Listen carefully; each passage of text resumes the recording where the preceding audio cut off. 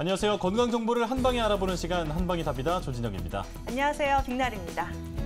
자, 날씨가 추워지면서 딱 이때부터 네. 살이 찌기 좋은 시기가 되는 것 같아요. 네. 지금 또 날씨도 춥고 외부 활동을 100% 다 할 수 있는 또 그런 시기는 아니다 보니까 그렇죠. 집에서 자꾸 살만 찌는 것 같아요. 맞아요. 뭐 100세 건강을 위해서는 하루 10분이라도 다리를 쭉 펴거나 뭐 기지개를 켜거나 이 집안에서 스트레칭을 해주는 게 중요하다고 해요. 예. 우리가 막 겨우겨우 시간을 내서 일주일에 한 번, 뭐 1시간 동안 운동을 하는 것보다 매일매일 틈틈이 10분간의 스트레칭이 건강에 더 도움이 되지 않을까요? 제가 사실은 네. 요즘에 자기 전에 항상 스트레칭을 하고 자는데 네. 이거 보니까 전 10분 이상 하거든요. 맞아요. 네, 충분히 모범적인 MC가 아닌가 이런 생각이 듭니다. 네, 여러분들께서도 이 점 기억하시면서 건강 지켜보시기 바라겠고요. 자, 한방이 답이다. 오늘 힘차게 출발해 보도록 하겠습니다. 오늘 함께 해주실 원장님들 먼저 화면으로 만나보시죠.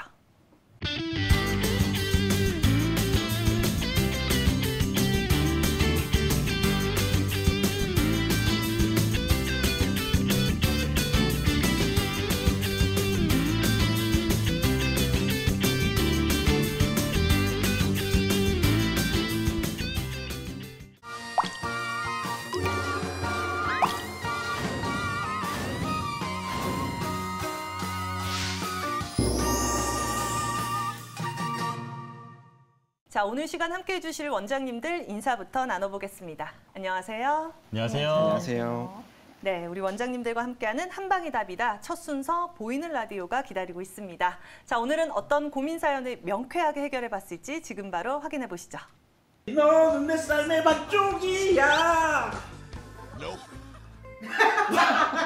반응이 왜 그래요? 이게 무릎이 낯을 가리나 보네. 선생님 이게 너무 커서 그러니까 무거워서. 밑에 충격을 받. 그래요. 나중에 나가서 좀 얘기 좀 따로.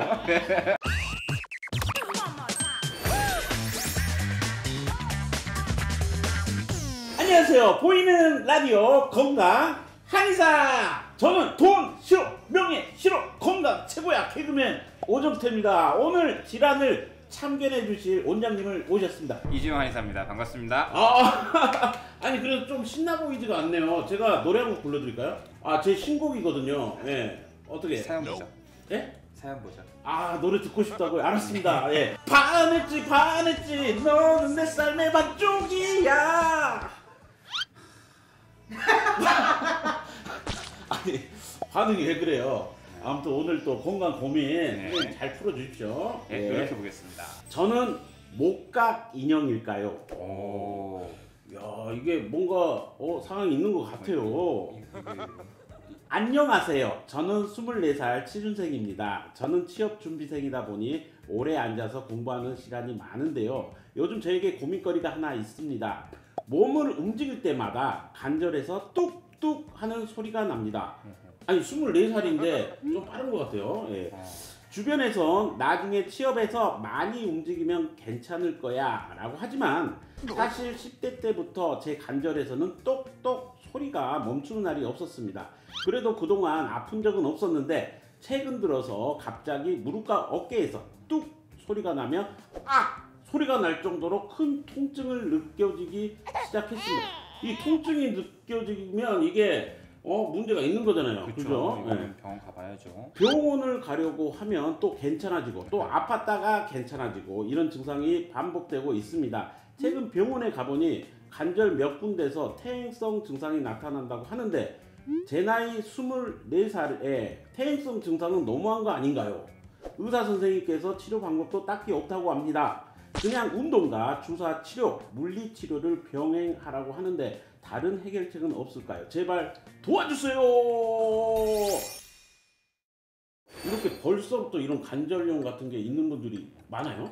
사실 뭐 24살 나이보다 네. 취준생이라고 하는 게 이제 요새 생기는 새로운 말이잖아요. 네. 취업 기간이 길어지고 하다 보니까 우리나라 취업 준비생들이 앉아 있는 시간이 보통 공부하느라 앉아 있는 시간이 몇 시간 정도라고 생각하세요?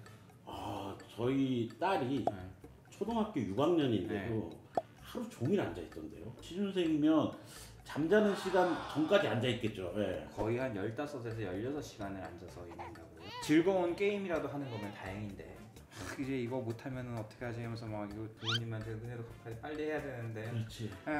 이제 눈물도 이제 그러니까 더 긴장되잖아요. 더 긴장되고 더 이렇게 공부를 하게 그러니까 되고. 몸이 자꾸 긴장이 되니까 식물 빼놓고는 가만히 있어서 영양 대사가 되는 게 아무것도 없어요. 그죠? 뭐든 먹어서 대사해갖고 여기로 와야지 관절이 이렇게 움직여지는 거지, 그죠? 예. 근데 가만히 있으니까 잘 안 들어오는 거예요. 그러니까 탈이 날 수밖에 없는 거예요. 조용히 봐요. 조용히 봐요. 이게 무릎이 카메라 울렁증이 있네. 무릎이 아니 원래 많이 나요. 무릎이 낯을 가리나 보네. 떠덕 이렇게 소리가 나거든요. 아파본 적은 없죠. 아파본 적 없는 것 같아요. 예. 근데 이게 사실은 이분도 괜찮다가 어느 순간 악소리 나면서 아팠다 그랬잖아요. 예. 그게 포인트예요. 관절이나 관절은 약간의 간격이 있어요. 움직이면서 이렇게 닿는단 말이죠. 그러면은 굽힐 때는 이게 벌어져야 돼요, 간격이. 근데 문제는 뭐냐면 이 주변에서 이걸 잡아주고 있는 애들이 뭐예요? 여기 있는 이런 애들 다 근육이잖아요, 그죠? 근육이죠. 예. 근데 근육이나 이런 게 긴장이 되면 예. 수축된단 말이에요. 벌어져야 되는데 얘네들끼리 다다다닥 닿는 거죠. 딱딱한 것끼리. 그렇죠. 예. 그러면은 이게 그나마 근육에 좀 혈액 공급 잘 되고 할 때는 괜찮은데 좀 피곤하고 계속 그런 상황이잖아요. 그럼 어느 순간 되면 얘가 이제 한계점에 달하면 닿다가 마모되다가 보면 관절염이 손상되면 진짜 20대에도 퇴행성이 올 수 있는 거예요. 뭐 60대, 70대 뭐 어르신들에 비해서 진도는 조금 느리겠죠. 아무래도 젊으니까. 제가 중학교 때 무릎이 굉장히 한 번 아파하고 그때 산을 많이 다녔거든요. 예. 그래서 병원에 갔더니면 병원에서 연골연화증이라는 걸 진단을 하더라고요. 폐경이 가까운 여성분들이 생기는 퇴행성 관절 질환이라는데 제가 그걸 진단받았었거든요. 선생님 이게 너무 커서 그러니까 무거워서 밑에 충격을 받지 않아. 이 사람처럼 공부한 거보다는 약간 좀 신체적인 그래요. 나중에 나가서 좀 얘기 좀 따로. 아니 근데 이게 젊은 나이에 이 고통을 저는 안 겪어봤지만 우리 어머니 보면 관절염이 심하시거든요. 아유 그럼요. 걷지도 못할 정도로 고통을 느끼더라고요. 어. 그러면 한의학적으로 치료 방법 같은 거 좀 알려줄 수 있을까요? 그러니까 가장 중요한 거는 여기서 의사 선생님께서 치료법이 딱히 없다라고 그랬잖아요. 사실은 이게 어떻게 보면 제일 맞는 말이면서 한편은 다행인 거예요.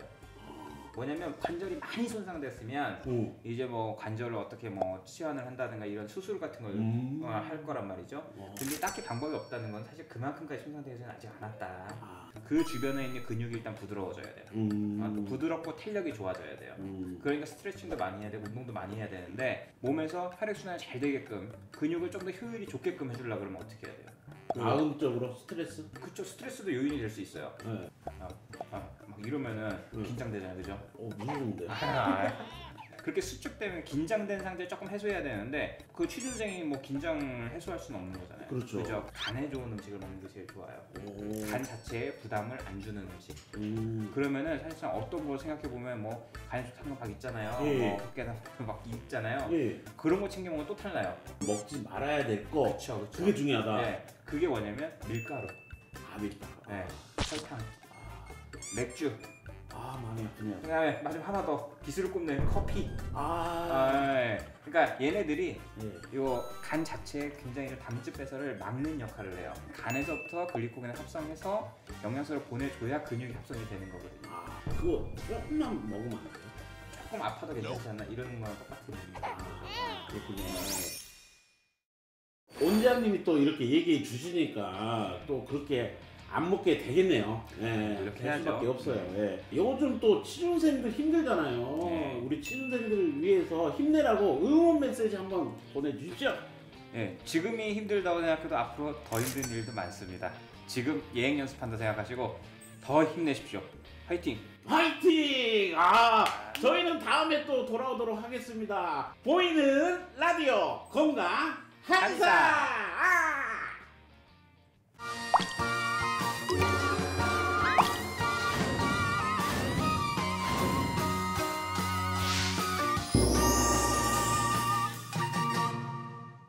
네, 보이는 라디오 이주영 원장님께서 관절염에 대해서 이것저것 말씀을 해주셨는데요. 이 관절염 같은 경우에는 젊다고 방심하기 쉬운데 결코 방심하지 말고 관절 주변의 근육 강화를 위해서 운동과 스트레칭을 꼭 꾸준히 해달라, 이 말씀을 기억을 해야겠습니다. 네, 이제부터는 본격적으로 건강 토크 시작해 보겠습니다.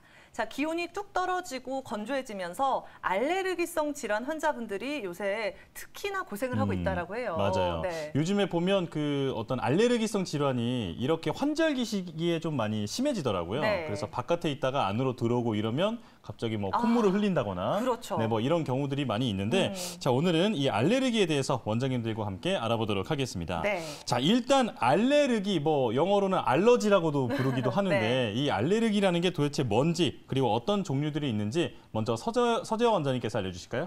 네, 알레르기는 특이한 항원이 면역 과정 중에서 정상과 다른 이상한 반응을 일으키는 일종의 과민 반응을 통칭해서 부르는 말입니다. 과민 반응. 네, 임상적으로는 음식, 식품 알레르기, 그러니까 기도로 통하는 흡인성 알레르기, 뭐 약물을 복용해서 나타나는 약인성 알레르기로 구분할 수 있는데요. 네. 저희 의학적으로 구분할 때는 발생 기전에 따라 1, 2, 3, 4형 알러지로 구분을 하고 있습니다. 1, 2, 3형은 일종의 일종의 체액성 알레르기로요.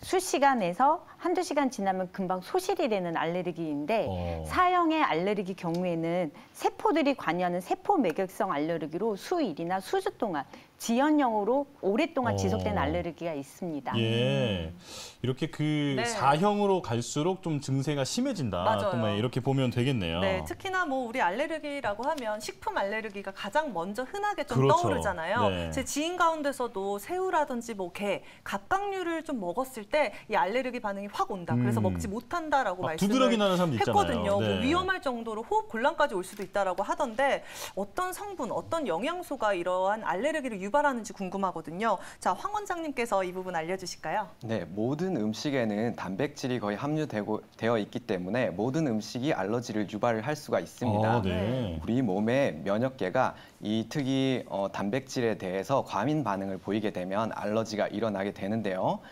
우리가 먹는 음식 중에 달걀이나 그리고 우유, 그리고 콩, 견과류, 그리고 새우라든지 네. 그리고 생선 뭐 이런 것이 알러지를 일으키는 음식 중에 90% 이상을 차지합니다. 예. 부모님이 알러지가 있는 경우에 자녀들에게 그것이 이제 유전이 되는 경우도 많은데요. 갑각류 알러지 같은 것을 예로 들자면 갑각류에 포함되어 있는 트로포미오신이라는 단백질이 알러지를 유발을 하게 됩니다. 네. 알러지 같은 경우에 이제 뭐 가볍게는 새우깡을 먹어도 이제 알러지가 생긴다는 분들도 계시고 네. 뭐 익혀 먹으면 괜찮다는 분들도 계시는데요. 그렇듯 이렇게 다양한 그레이드로 나눠지게 되는데 가벼운 증상으로는 뭐 두통, 복통, 설사 이런 것도 이제 유발될 수 있고 심각하게는 호흡곤란이라든지 실신, 뭐 아나필락시스성 쇼크까지도 일어날 수 있기 때문에 이렇게 심각한 증상을 가지고 있는 분들은 병원에서 에피네프린을 처방받아서 항상 소지하고 계시는 것이 도움이 된다고 할 수 있습니다. 네. 이 모든 음식이 알레르기를 일으킬 가능성이 있다. 네. 이 부분은 또 모르고 있었네요. 맞아요. 자, 그렇다면 그 우리가 비염이라고 말하는 게 사실 그 코 알레르기의 일종이라고 볼 수 있을 그렇죠. 텐데 네. 이 비염은 어떤 병인지 김남식 원장님께서 설명해 주시죠. 비염이라고 하는 건 그냥 코 안에 생기는 모든 염증 반응들을 의미를 합니다. 네. 그런데 이제 특히나 이제 알레르기성 반응들이 많기 때문에 대부분의 비염은 이제 알레르기 비염이 되는 것이거든요. 네. 그래서 이제 외부의 그 방어막을 역할을 하잖아요. 그러니까 숨을 들이마시고 그리고 그 점막들이 있기 때문에 외부에서부터 오는 어떤 먼지라든지 외부에 있는 어떤 그 공격 물질들을 막아주는 역할을 하는데 네. 거기가 과민해지면은 거기서부터 이제 콧물이 분비물이 많아진다든지 뭐 코막힘이 생긴다든지 재채기가 있다든지 그것 때문에 생기는 가려움증이 생긴다든지 이러한 증상들을 나타내는 것을 이제 알레르기성 비염이라고 부릅니다. 예. 이제 원인에 있어서는 아까 말씀드렸듯이 이제 외부에 있는 뭐 진드기나 아니면 뭐 곰팡이균 아니면 먼지 같은 거, 뭐 꽃가루 같은 것이 원인이 될 확률이 가장 높고요. 사실은 좀 전에 말씀하신 음식이나 약물성 알레르기도 비염을 유발할 수가 있습니다. 네. 그래서 증상이 꼭 코에서부터 시작돼서 코가 이제 과민해지는 반응들도 있지만 먹어서 내부에서부터 알레르기 반응들이 다 생겨서 코로 나타나는 경우들도 있거든요. 그래서 이거를 잘 가려서 치료를 하시면 되겠습니다. 예. 네, 뭐 비염, 알레르기까지 설명을 해주셨는데 저는 뭐 특별하게 알레르기 반응이 잘 나타나지 네. 않다라고 음식 다 알고 드시잖아요. 살아왔거든요. 그렇죠. 그래서 뭐 네. 약물에도 반응을 하지 않고 저처럼 좀 이렇게 알레르기가 전혀 없다라고 생각하시는 분들이 많으실 것 같긴 한데 그래도 원장님 실제로 전혀 가지고 있지 않는 경우도 있을까요? 알레르기가 없다라고 표현하기는 사실 좀 어려울 것 같습니다. 네. 이제 그 인체에 있는 항원 항체 반응은 누구나 다 가지고 있는 거지 않습니까? 네. 그게 좀 과민하게 또 과활성화되는 상태를 이제 알레르기라고 부르기 때문에 네. 누구나 다 이제 알레르기가 일어날 수 있는 가능성 가지고 있는 것이죠. 예를 들면 뭐 모기가 물었다든지 뭐 벌에 쏘였는데 아무 반응이 없으신 분들은 거의 없잖아요. 그렇죠. 그래서 그것도 이제 일종의 다 알레르기 반응들이기 때문에 네. 그래서 알레르기가 뭐 아예 없는 사람은 없다라고 생각하시면 될 것 같고요. 예. 또 증상이 없다고 하더라도 이제 빙 아나운서님처럼 네. 내가 알레르기성 질환이 없다고 하더라도 네. 알레르기 소인들이 있는 경우들이 있어요. 나는 잘 모르고 지금 면역력이 튼튼한 상태여서 증상이 발현되지는 않았지만 내가 알레르기를 발현될 수 있는 네. 그런 이제 가능성을 가지고 있다라고 하는 그런 알러지 소인이 있는 경우도 있기 때문에 누구에게나 알러지 반응들은 나타날 수가 있겠습니다. 네. 네. 증상의 차이가 좀 뭐 나타날 수는 있어도 그렇죠. 누구나 알레르기의 가능성은 있다. 네. 네, 항상 주의해야겠다 이런 생각이 맞아요. 드는데요. 네. 자, 그렇다면 그 뭐 조금 전에도 황 원장님께서 검사법에 대해서 잠깐 언급을 해주셨는데 이 알레르기 검사는 어떻게 하는 건지 구체적으로 서 원장님께서 알려주실까요? 네, 알러지 검사가 여러 가지가 있겠지만 대표적으로 두 가지를 설명드리겠습니다. 첫 번째는 이제 피부 반응 검사로 겉에서 해볼 수 있는 검사고 두 번째는 체열을 해서 하는 혈청 검사인데요.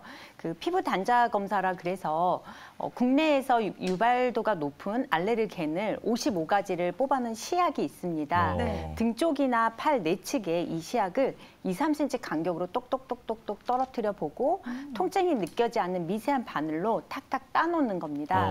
그리고 15분 동안 관찰 후에 알러지 반응이 일어나는지 보는 검사인데요. 네. 이 검사는 민감도가 높고 가격도 저렴해서 장점이 있는데 대신에 이 알레르겐 그 항원에 대한 노출이 있기 때문에 환자의 안정성을 조금 해할 수 있습니다. 예. 두 번째는 이제 혈청 검사라 그래서 메스트라는 검사를 많이 하는데 말 그대로 체열을 해서 피 검사를 하는 겁니다. 이거는 이제 민감도가 높은 알러지가 있는 분이나 아니면 협조가 잘 되지 않는 우리 아기들 이런 분들한테 할 수 있고 항원으로부터 안정성을 확보할 수 있는 검사인데요. 참고용이지 이 메스트 검사에서 내인성 알레르기 같은 경우는 나오지 않는 경우도 많이 있습니다. 네. 그렇군요. 오. 피부와 또 피를 통해서 네. 검사하는 두 가지 방법이 있다 말씀해 주셨는데 각각 장단점이 있네요. 맞아요. 네. 저는 특히나 앞서서 뭐 알레르기는 누구나 다 가능성이 있다. 반응도의 차이다라고 언급을 해주신 만큼 지금 당장은 반응이 나타나지는 않지만 나중 돼서 이게 조금 더 심하게 나타날 수 있을지. 그렇죠. 특히나 뭐 어렸을 적에는 없다가 성인이 돼서 생겼어요라고 말씀하시는 분들도 계실 것 같거든요. 그렇죠. 김남식 원장님 실제로 어떤가요?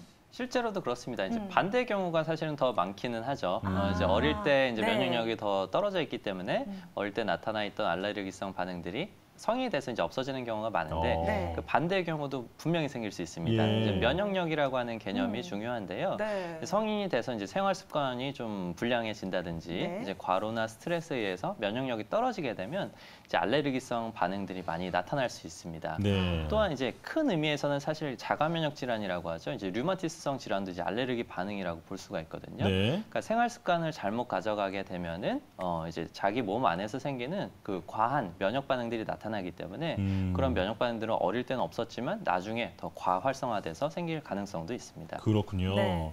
자, 이 면역력이라는 게 뭐 항상 살면서 변하기 때문에 그렇죠. 그 변함에 따라서 이 알레르기 반응도 나타날 수 있다. 이렇게 네. 정리할 수 있겠는데요. 맞아요. 자, 그런데 개나 고양이 때문에 알레르기 반응이 있는데도 이걸 참으면서 계속 지내는 분들이 있거든요. 네. 황 원장님 이러면 뭐 안 좋겠죠?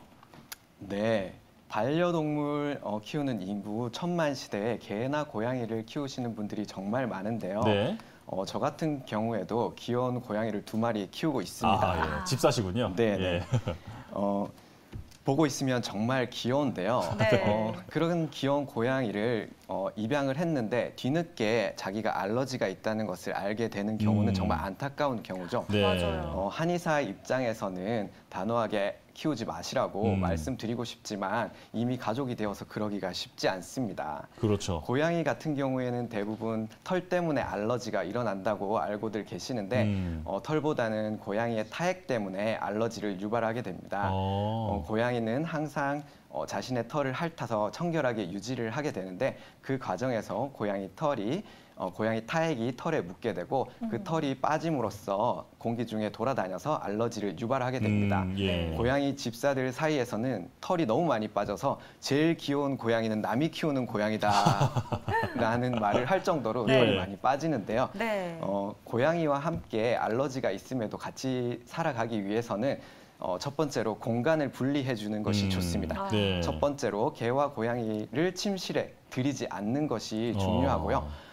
두 번째로는 집안을 자주 청소해서 털이 돌아다니는 것을 방지해 주시는 것이 좋습니다. 예. 세 번째로는 패브릭 제품 있잖아요. 네. 그런 제품은 특히 동물 털이 자주 잘 묻게 돼서 알러지를 더 유발할 수 있기 때문에 그런 제품을 조금 줄여주시는 게 좋고요. 그리고 한의원이라든지 의료기관에서 알러지 치료를 꾸준히 받으시는 것도 중요합니다. 예. 이 알레르기 치료를 받으면서도 이 동물과 이제 나와의 어떤 그 접촉을 네. 조금은 어느 정도 거리를 두는 맞아요. 게 이제 건강 관리에 중요하다. 네, 말씀해 본인 주셨어요. 스스로 노력이 좀 더해져야 될 것 같은 그러니까요, 상황인 것 네. 같고요. 뭐 이 밖에도 여러 가지 환자분들이 정말 알레르기 질환 때문에 한의원을 내원할 것 같은데 혹시 김 원장님 기억에 남는 환자분 계신가요? 있습니다. 아, 예전에 네. 김남식이라는 환자가 있었거든요. 누군지 알 본인 것 아닌가요? 같은데. 제가 바로 알레르기 환자였습니다. 그래요? 제가 초등학교 시절만 해도 네. 온몸에 밤마다 두드레기가 돋아가지고 아주 굉장히 힘들었던 기억이 있는데요. 네. 장시간 동안 그 양약을 또 복용하면서 이렇게 관리를 했던 기억이 있습니다. 그때는 어쩔 수 없이 이제 양약을 복용하면서 이렇게 지냈었는데 네. 어느 날 이제 어머니께서 한의원에 이제 데려가신 거예요. 한의원에 데려가셔서 1년에 한 2번 정도 보약을 이제 먹고 그때부터 제가 운동을 좋아하기 시작했어요. 네. 그래서 운동을 하면서 면역력이 증강되니까 네. 나중에 성인이 되면서 약 한 중학교 때부터는 전혀 그런 반응들이 나타나지 않았던 것 같습니다. 그래서 여러분들도 다 면역력만 증강되면은 증상들 다 개선시킬 수 있기 때문에 네. 한방 치료라든지 아니면 운동 치료 같은 것을 적극적으로 시행해 보시면 좋은 효과를 얻으실 수 있을 것 같습니다. 네. 네. 원장님 그 어렸을 예. 때 그 어려웠던 알레르기가 치료되고 나서 이 한의사의 꿈을 키우신 거 아니에요, 혹시? 그것도 한몫했던 것 같아요. 아, 그래요? 네, 어머니께서 이제 그때 제가 워낙 어릴 때여서 네. 한약을 이제 가서 지어주셨을 때는 좀 먹기가 싫었거든요, 사실은. 양약은 그냥 금방 꿀떡 그쵸, 삭히면 그쵸. 되는데, 네. 그랬는데 지나고 나니까 굉장히 효과가 좋았던 기억이 있고, 그게 제가 이제 이렇게 꿈을 키우고 직업을 선택하는데 많이 영향을 끼쳤던 것 같습니다. 아름다운 얘기네요. 네, 감동 스토리네요. 네, 그러니까요. 네. 자, 지금 알레르기 얘기를 하고 있는데요. 지금 그 알레르기를 보통 선천적인 것이라고 생각을 하고 있지만 네. 후천적인 어떤 그런 자극에 의해서 생기는 알레르기도 있을 것 같거든요. 네. 자, 서재원 원장님께서 설명해 주시죠. 네, 저희 임상에서 알레르기를 치료할 때 선천적이냐 후천적이냐에 따라서 치료법이 달라지진 않습니다. 다만 네. 치료 기간은 달라질 수 있겠죠. 통계에 의하면 부모 중에 2명 중에 1명만 알레르기가 있을 경우 그 아이가 알레르기가 유병될 확률은 50%, 네. 부모 2명이 있을 경우는 75%의 유병률이 있습니다. 그런데 최근에 미국 알레르기 천식 면역학회에서 발표된 보고에 의하면 식품 알레르기를 앓고 있는 성인 4명 중에 1명은 18세 이후에 발현이 되었다고 보고되고 있고요. 예. 남성보다는 여성분이 더 유병률이 높다고 나오고 있습니다. 네. 근데 소아가 성인에 비해서 소아의 한 10% 정도는 알레르기를 갖고 있다고 나타나기 때문에 네. 대부분 부모님들이 아이가 알레르기 반응이 있으면 선천적이라고 생각하실 수 있습니다. 네.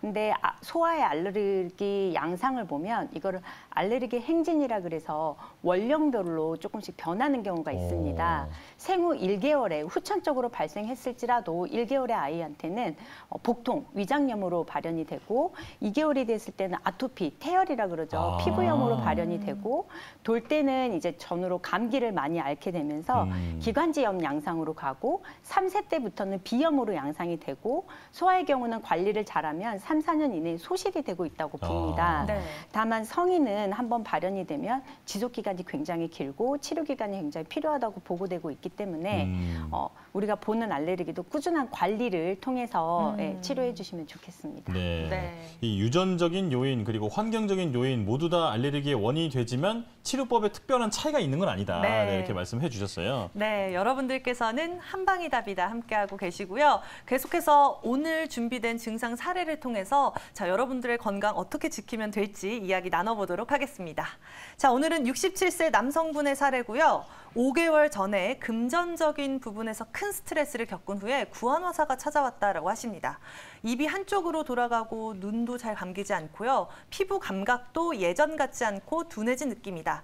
지금도 예전에 겪은 일을 생각하면 화가 치밀어 오른다라고 하시는데요. 어떤 치료가 필요할지 이야기 나눠보도록 하겠습니다. 자, 이 구안화사 하면 또 제가 기억나는 게 저희 친형이 갑자기 고등학교 때 아침에 네. 일어나서 물을 마시는데 네. 입으로 그냥 한쪽으로 물이 줄줄 새는 거예요. 네. 그걸 보면서 정말 놀랐던 기억이 있거든요. 이게 바로 구안화사라고 하는데 네. 이게 어떤 병인지 지금 정확히 한번 알아봐야겠습니다. 자, 황인규 원장님께서 설명해 주시죠. 네. 구안와사라는 질병은 말 그대로 얼굴 근육이 마비되어서 눈과 입이 삐뚤어지는 질병을 얘기합니다. 예. 네. 구안와사 같은 경우에는 크게 두 가지로 나눠지는데요. 중추성 안면마비, 말초성 안면마비 이렇게 나눠지게 됩니다. 중추성 안면마비 같은 경우에는 실질적으로 뇌에 문제가 생겨서 발병하는 경우인데요. 그 원인으로는 뇌경색, 뇌종양, 뇌염 등이 있습니다. 말초성 같은 경우에는 많이들 알고 계시는 벨마비가 있고요. 대상포진 바이러스가 원인이 되어 발생하는 람세이 헌트 증후군이 있습니다.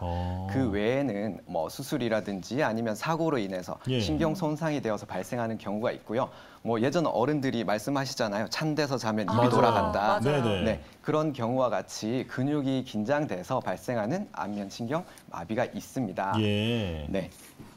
자, 그렇다면 그 구안화사가 도대체 얼마나 많은 사람들한테 네. 나타나는지 그렇죠. 네, 그 구체적인 수치가 좀 궁금한데 이거 한 10만 명당 이런 식으로 이제 숫자로 잡잖아요. 얼마나 네, 되나요? 그렇습니다. 안면마비 같은 경우에는 이제 10만 명당 한 20명에서 30명 정도가 발병하게 되고요. 네. 남녀 비율은 거의 동일한 편이고 최근에는 젊은 층에서 많이 발생하는 경향이 있습니다. 네. 여자 같은 경우에는 20세 이하에서 많이 발생을 하고 남성 예. 같은 경우에는 40세 이상에서 많이 발생을 하는 편입니다. 대부분 이제 뭐 안면마비 같은 경우에는 오른쪽 왼쪽 구분 없이 비슷한 비율로 발생을 하게 되고요. 네. 양쪽 다 마비되기보다는 한쪽으로 마비되는 일측성으로 발병하게 됩니다. 아, 네. 이거- 10만 명당 네. 20명에서 30명. 그러니까요. 어렸을 때 저희 형 생각이 자꾸 나요. 네, 그 깜짝 여기 놀랐거든요. 해당됐어요. 네. 그리고 젊은 층도 이제 많다라고 하니까 그러니까요. 누구나 좀 노출되어 있다라고 좀 경각심을 갖게 되는데 보통 구안화사 증상이 초기에 전조 증상 이후에 점점 더 심해진다라고는 알고 있거든요. 서 원장님, 구체적으로 증상은 어떤가요? 네. 편측으로 나타나는 복합적인 얼굴 운동에 장애가 나타나겠죠. 네. 이 환자분 사례처럼 눈을 감기 힘들다거나 이마에 주름이 잡히지 않는다거나 음식물이 입에서 흘러내린다거나 양치물이 흘러내리기도 하고 심하신 분들은 미각 감각이 좀 이상하다고도 하고요. 청각에 이상이 있어서 이명이나 난청을 겪기도 합니다. 근데 이 진행 과정을 보면 전구기, 마비기, 악화기, 평행기, 회복기 5개의 단계가 있습니다. 우선은 전구기라 그래서 이 안면마비가 바이러스성일 경우에는 안면마비가 일어나기 전에 감기를 앓는다거나 아니면 장염을 앓았다거나 이런 전조 증상이 조금은 있습니다. 그러다가 이제 마비가 오고 악화기가 있는데 안면마비가 발생하고 48시간에서 5일간은 안면마비 증상이 더 악화가 됩니다. 근데 처음 안면마비가 돼서 초진으로 오시는 환자분께서 침을 맞고 돌아가셨는데 다음날 입이 더 돌아갔다, 더 힘들어졌다 네. 이렇게 오해하시는 경우가 있는데 네. 그거는 정상 반응의 악화기에 속하는 경우입니다. 그래서 이 초기 시기에 치료에 적절히 들어갈 시기를 놓치는 경우가 많기 때문에 그래도 이 영상을 보시는 분들은 더 악화기가 겪어도 5일 이후면 다시 회복기나 평행기로 넘어갈 수 있으므로 지금 진료받는 원장님께 꾸준히 침 치료를 하시면 되겠습니다. 예. 하긴 침 맞고 네. 나서 더 돌아가면 정말 네, 당황스러울 것 같기는 해요. 네, 맞아요. 이게 단계별로 네. 진행이 된다라고 하니까 적절하게 꾸준하게 치료를 받아야 될 것 같아요. 그러니까요. 자, 그런데 무엇보다 사실 이 얼굴에 생기는 질환이다 보니까 네. 이게 좀 가장 스트레스를 많이 받을 것 맞아요. 같거든요. 후유증도 좀 걱정이 되는데 네. 김단식 원장님 어떤가요? 사실 얼굴에 생기는 감기라고 생각하시면 돼요. 누구나 다 생길 수 있고 이제 바이러스성 감염이나 그 신경에 생기는 이제 허열로 생기는 건데 네.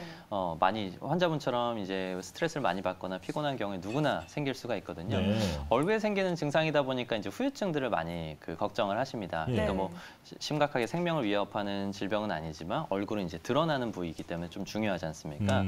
안면신경마비에 특히나 그 흔한 말초성 안면신경마비의 일반적인 회복률은 완치율이 70% 정도가 됩니다. 아, 예. 근데 2009년도에 이제 강동 경희대 병원에서 이제 연구를 해봤어요. 네. 약 1,000명 정도의 환자분들 말초성 안면신경마비로 진단받으신 분들을 우리 한방 치료를 열심히 시행해보고 그 다음에 이제 성공률이죠. 그러니까 회복률을 체크를 해봤더니 83.3%까지 회복률을 높일 수가 있었습니다. 예. 완벽하게 회복된 정도고요. 그리고 그 안면신경 마비의 저희가 그레이드를 구분을 하는데 1단계 정도면 남들은 못 알아보는 정도가 되거든요. 그러한 정도가 되는 비율은 무려 98.1% 정도가 됐습니다. 그러니까 한방 치료를 하시면 2%만 남들이 알아볼 수 있을 정도 후유증이 남는다는 거거든요.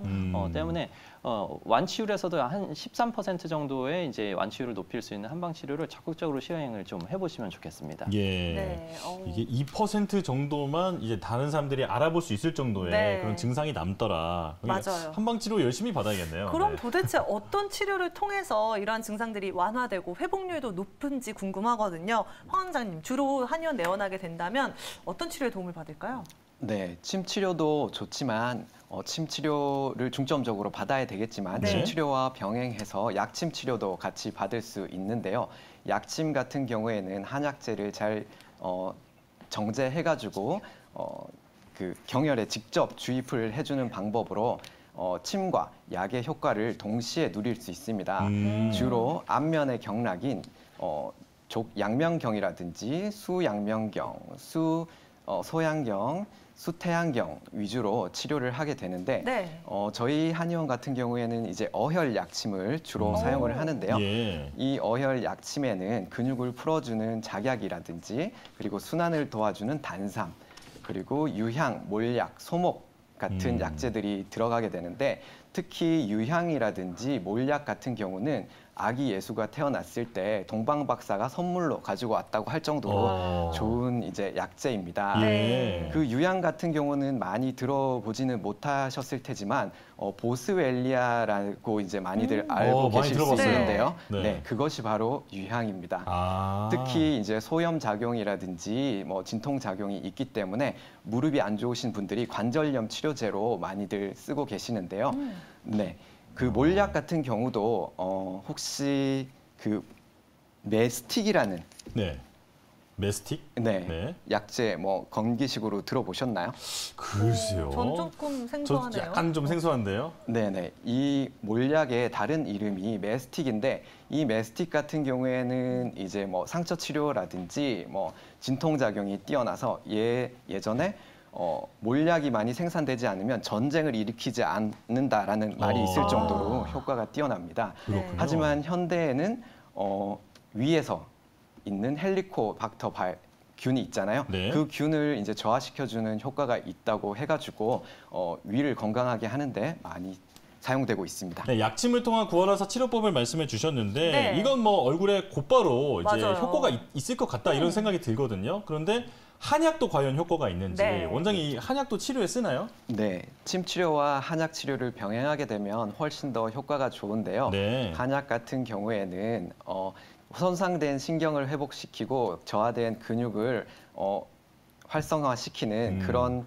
한약재를 쓰게 되고 후유증을 예방하는 방향으로 약을 쓰게 됩니다. 예. 네, 뭐 약침, 네. 한약. 그렇죠. 네. 네. 하지만 이게 구안화사가 얼굴에 나타나는 만큼 마음이 좀 급해지긴 할 것 같거든요. 맞아요. 뭐 또 다른 치료가 없을지 고민되실 것 같은데 서재화 원장님, 주로 또 어떤 치료에 도움을 받을 수 있을까요? 네, 안면마비의 또 다른 치료법 네. 있습니다. 어. 매선 치료를 많이 매선. 하거든요. 네. 네, 매선하면 생체 조직에서 완전히 가수분해, 다 녹는 수술용 봉합사 같은 단백질 실이 있습니다. 그래서 무들매 실선이라 그래서 침을 맞는 혈자리에 실을 묻어두는 건데요.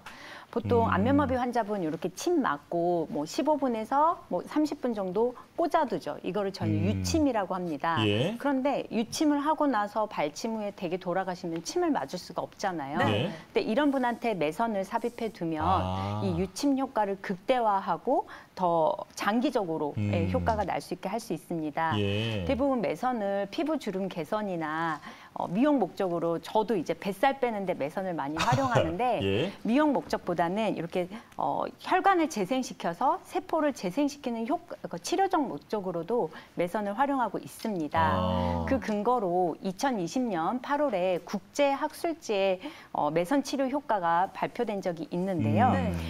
유러피안 저널 오브 인테그레이티브 메디신이라는 저널입니다. 네. 예. 예.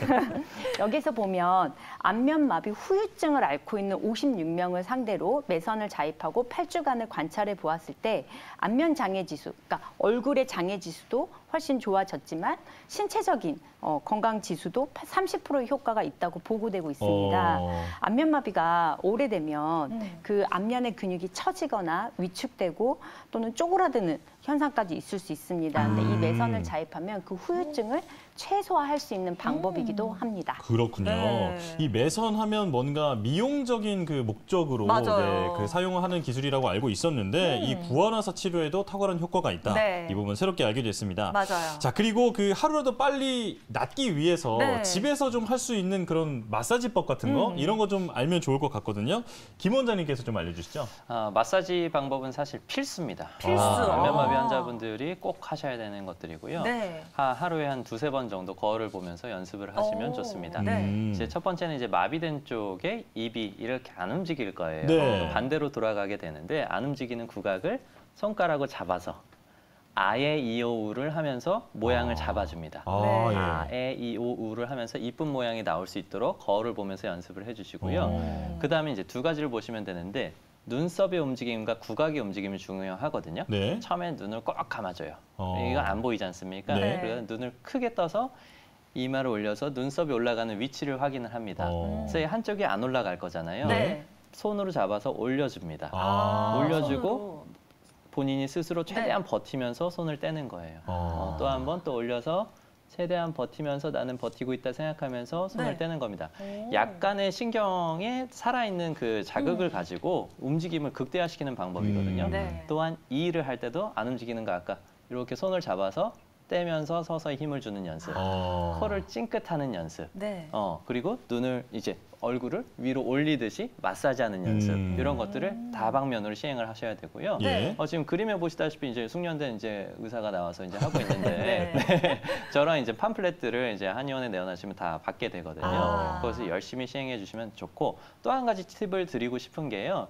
날씨가 추워지면 근육이 굳어지기 때문에 후유증이 남을 확률이 훨씬 높아집니다. 때문에 우리 그 핫팩 중에서 이렇게 흔들면 따뜻해지는 거 네. 있잖아요. 네. 대량으로 구매하셔서 외출하실 때는 꼭 사용을 하시면 좋겠습니다. 네. 얼굴을 좀 따뜻하게 해주는 게 예. 이 회복에 좀 도움이 되나 보죠? 예, 회복에 도움이 많이 되거든요. 네. 그리고 찬바람을 직접 쏘이시는 것도 안 좋습니다. 그래서 지금은 이제 알아서 그 마스크를 착용하고 계시잖아요. 예. 그렇죠. 그래서 찬바람 직접 쏘이는 거 피하는 거는 그 마스크가 도움을 줄 것입니다. 예. 네. 이 얼굴의 재활을 도와주는데 그런 이제 마사지를 또 알려주셨고 네. 찬바람을 직접 쐬면 이제 얼굴 근육이 좀 굳을 수가 있으니까 평소에 따뜻하게 해줘라. 이 부분을 잘 기억을 해야겠습니다. 네, 이렇게 오늘의 증상 사례 이야기 나눠봤고요. 이번에는 오늘의 건강 꿀팁이 기다리고 있습니다. 자, 오늘은 어떤 알짜 정보가 담겨 있을지 지금 바로 만나보시죠.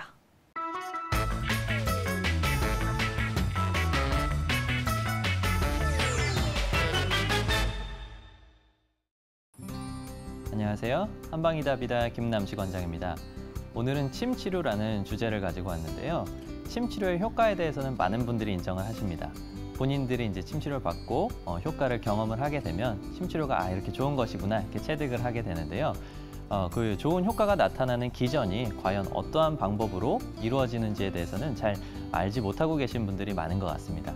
그래서 이 시간에는 침 치료가 어떠한 기전을 통해서 효과를 발휘하고 있는지에 대해서 한번 천천히 알아보고자 합니다. 일단 전통적인 개념부터 보겠습니다. 침 치료는 이제 전통적인 고서에서는 조기, 치신이라고 이제 표현을 합니다. 기라고 하는 것은 이제 인체의 에너지죠. 이제 뭐 한방에서는 위기, 영기, 뭐 종기, 그리고 원기 뭐 이런 식으로 나눠서 보고 있긴 하지만 전신에 있는 어떤 기관들의 기능을 의미를 합니다. 그냥 말 그대로 전신을 조절한다는 뜻으로 이해를 하시면 되겠고요. 치신이라는 개념이 중요한데 여기서 신을 정신으로 보기도 하고 신경이라고 보기도 합니다. 오늘 이 시간에는 약간 신경이라는 측면에 초점을 맞추어서 말씀을 드릴 텐데요. 때문에 침 치료는 전신에 있는 기능을 조절하고 신경을 조절하는 그런 메커니즘을 가지고 있다 이렇게 이해하시면 되겠습니다. 침 치료가 가지고 있는 이제 현대 한의학적인 첫 번째 효과는 바로 근육을 이완시키는 효과입니다. 근육은 이제 현미경으로 들여다보면 근섬유로 이루어져 있고 근섬유들은 이제 또 근원섬유로 이루어져 있고 그 안쪽에는 이제 액틴과 미오신이라는 실 같은 그런 이제 필라멘트들로 이루어져 있습니다. 실 같은 필라멘트들이 이렇게 교차로 얽혀 있어서 이렇게 가까워지면 수축을 하는 것이고 멀어지면 근육이 이렇게 이완을 하게 되는 것이죠. 근데 이렇게 가까워진 상태가 너무 타이트해지면 근육이 굳어지고 딱딱한 그 근육의 경결 상태를 나타내게 됩니다. 그러면 이제 근육이 굳어지면 아프잖아요. 그래서 그 부분들을 침이 직접 자극을 하게 되면 딱딱해진 액틴과 미오신 필라멘트를 풀어버릴 수가 있습니다. 그러면 근육이 이완되기 때문에 통증이 개선되는 효과를 얻을 수가 있고요. 또한 그냥 푸는 것에서 그치는 것이 아니고 SP라든지 CGRP라고 하는 주변의 혈관이랑 혈류량을 증가시켜주는 그런 신경 전달 물질들을 분비를 시킵니다. 그래서 근육과 조직을 푸는 것뿐만 아니고 재생시키는 효과까지도 침 치료는 같이 가지고 있습니다. 다음으로 보실 거는 이제 침 치료는 대표적인 거 바로 진통 효과죠. 진통 효과. 근육에서만 통증을 유발하지는 않습니다. 뭐 디스크라든지 이런 거에 신경에서 오는 통증이 있을 수도 있고 뭐 암성 통증과 같은 내장에서 나타나는 통증이 있을 수도 있습니다. 온몸에는 이제 감각 수용체라는 것이 있는데요. 피부에도 존재하고 안쪽에 있는 뭐 힘줄에도 존재하고 관절에도 존재하고 내부 장기에 있는 그 장기에도 감각 수용체들이 존재를 하고 있습니다. 거기에서 이제 유해한 신호를 받아들이면 전선이죠. 그러니까 신경을 따라서 뇌에다가 이제 이가 통증이 있습니다라고 이제 신호를 전달을 하게 되는데요. 그 전선들의 종류가 사실 굉장히 여러 가지입니다. 뭐 어떤 것은 A-알파라고 부르고, 어떤 것은 베타라고 부르고, 어떤 것은 뭐 감마라고 부르고, 어떤 것은 뭐 C-파이버라고 하는데요. 뭐 이런 이름이 중요한 건 아니고 이 전선들의 종류에 따라서 전해지는 그 주파수가 다르다고 생각하시면 될 것 같아요. 신경 그 줄기가 존재하고 있는 깊이들도 다르고 신경의 느낌도 다르고 전달하는 속도도 다 다릅니다. 이러한 줄기의 그 깊이라든지 속도에 따라서 침 치료는 정확하게만 그 술기가 가해지면 신경의 자극을 조절할 수가 있는데요. 유해한 자극, 예를 들면 염증이 있으면 그 염증의 유해한 자극을 뇌로 신경을 계속 전달하니까 통증이 느껴지고 있는 거거든요. 근데 침 치료를 자극을 하면 그 통증이 느끼고 있는 신경 섬유를 억제시켜주는 억제성 신경 전달 물질들을 전달시킬 수가 있습니다. 그러면 통증을 느끼는 신경이 차단되기 때문에 진통 효과를 가지고 있는 것이죠. 이렇게 상행성으로, 그러니까 뇌로 가는 방향성으로 우리 진통 효과를 가질 수 있다는 아주 큰 장점이 있고, 또한 반대 방향으로도 작용할 수 있습니다. 신경의 흐름이 이제 여러분들 아시는 것처럼 대부분 뇌에서 척추를 거쳐서 이제 팔다리 쪽으로 분포를 하고 있는데요.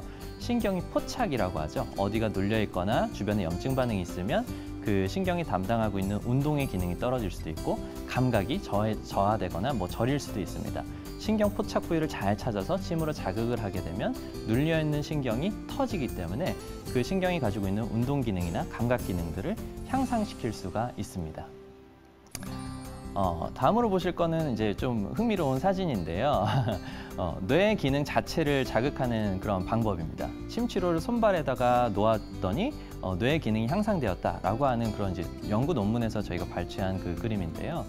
예를 들면 우리 그 중풍이나 그 치매를 앓고 계신 분들은 인지 기능이 많이 떨어져 있기 때문에 인지 기능을 담당하는 전두엽, 머리 앞쪽이라든지 측두엽, 머리 옆쪽이 활성도가 많이 떨어져 있는 것을 볼 수가 있는데요. 이러한 분들한테 손발의 특정 영역에 이제 침을 놓고 이 그림은 이제 fMRI라고 하는 건데 뇌의 활성도를 다시 관찰을 했더니 전두엽이나 측두엽의 기능이 활성화되는 것을 볼 수가 있습니다.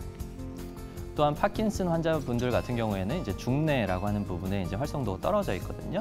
그러한 부분의 활성도를 늘릴 수도 있습니다. 이렇듯이 침 치료는 뇌 기능을 직접적으로 활성화하는 그런 기전들을 가지고도 있고요.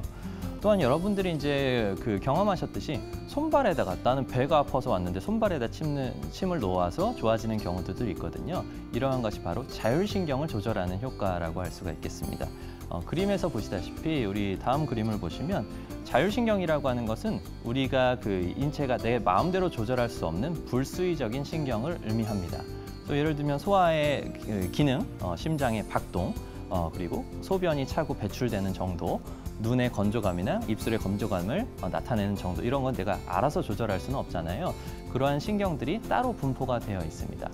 침 치료에 관한 연구를 해보니까 예를 들면 눈이나 입의 건조감을 증진시켜준다. 그러니까 건조감이 좋아진다는 그런 연구 결과들도 있고, 심장 박동을 좋아지게 하고 혈압을 낮춰준다는 연구 결과들도 있고, 인슐린 저항성, 그러니까 당뇨를 유발하는 인슐린 저항성을 낮춰주고 그리고 비만을 예방해준다는 연구 결과들도 있고, 소변을 너무 자주 보시는 분들한테는 과민성 방광 증상을 줄여준다는 연구 결과들도 있고, 소화의 운동 기능을 활성화시킨다는 연구 결과들도 있습니다. 이렇듯이 침을 손발에 있는 특정 영역에 놓게 되면 자율신경들을 안정시켜 줄 수 있기 때문에 우리 통증이라든지 팔다리 쪽에 있는 문제뿐만 아니고 내부 장기에서 나타나는 자율신경 계통의 문제들도 개선시켜 줄 수 있다, 이렇게 생각을 하시면 되겠습니다. 최근에 굉장히 흥미로운 연구가 있었습니다. 우리 굉장히 유명한 학술지죠. 네이처라고 하는 학술지에 10월호에 실린 따끈따끈한 논문인데요. 하버드 대학교에서 이제 연구를 진행을 해봤어요. 그래서 혈자리가 과연 존재하는가라는 의문을 가지고 연구를 진행을 해봤는데, 다리의 앞쪽에 있는 어떤 특정 영역을 봤더니 신경의 뉴런들이 너무 많이 모여 있는 겁니다. 과연 이게 혈자리가 아닌가라는 의문을 가지고 그 부분에 침 치료를 시행을 해봤더니 부신 그리고 미주신경이라고 하는 축을 개선시킴으로써 염증을 완화시키는 효과를 얻었습니다. 이런 염증을 완화시키는 효과는 최근에 있는 그 바이러스성 코로나 바이러스로 인해서 생길 수 있는 사이토카인 폭풍이라고 하는 게 있거든요. 그게 염증 반응이 너무 과활성화되는 상태를 의미합니다. 그 사이토카인 폭풍이 발생하면 약 15%에서 30% 정도는 이제 사망을 하시기 때문에 굉장히 치명적인 질환인데요. 이 사이토카인 폭풍을 침 치료로 사용을 해가지고 우리 개선시킬 수 있겠다라고 하는 그 기대감 때문에 아주 지금 고무적인 상태입니다. 이 뉴런을 자극을 했을 때는 염증을 완화시키는 효과가 있었는데, 그 뉴런을 제거시키고 똑같은 침 자극을 했더니 치매 효과가 나타나지 않았습니다. 염증이 줄어들지 않았던 것이죠. 바로 이것이 혈자리입니다. 그 뉴런이 모여있던 자리가 우리 한방에서 아주 많이 사용하고 있는 다리에 있는 족삼리라고 하는 혈자리거든요. 하버드 대학교에서는 지금 요 혈자리의 존재에 대해서 이제 찾아낸 그런 이제 연구 결과를 발표함으로써 굉장히 지금 고무되어 있는 상태고, 한의계에서도 이게 혈자리가 작용하는 메커니즘을 밝혔다라고 하는 점이 있어서 굉장히 뜻깊은 연구라고 바라보고 있습니다. 지금까지 침치료의 메커니즘에 대해서 알아보았습니다. 침치료의 메커니즘은 선조들이 바라봤던 것처럼 조기 치신, 그러니까 전신을 조절하지만 바로 신경을 조절하는 역할을 합니다. 뇌를 바로 조절하기도 하고, 신경을 상행성으로 혹은 하행성으로 조절하기도 하고, 자율신경을 조절함으로써 인체를 다스려주는 역할을 합니다. 침치료는 부작용이 거의 없는 치료거든요. 여러분들 불편한 점이 있으시면 바로 한의원에 방문하셔서 침치료를 받아보시기 바라겠습니다. 지금까지 한방의 답이다의 김남식 원장이었습니다.